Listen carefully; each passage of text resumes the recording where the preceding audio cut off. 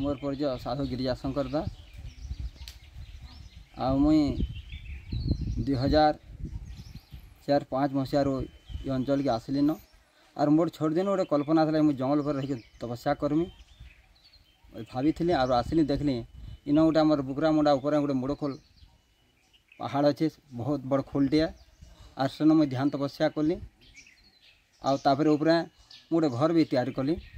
और सेन मुई दीर्घ दिन तपस्या कली और ई जगह आमको 2009 रे आमर पलसानी धवलेश्वर बांका और आमन जड़े थे विपिन बारिक अच्छन भी से यहाँ दे लाइनमैन थे और मिसिक जगह के कथबार्ता होमको जगह डोनेट कले और मुई न रोचे और मझे मझे वर्षा चतुर्मासा उपर ध्यान करुचे।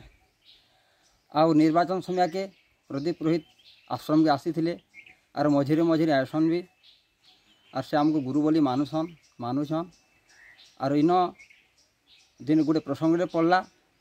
जे आमर देश रो कथा पड़ला यशस्वी आमर प्रधान नरेंद्र मोदी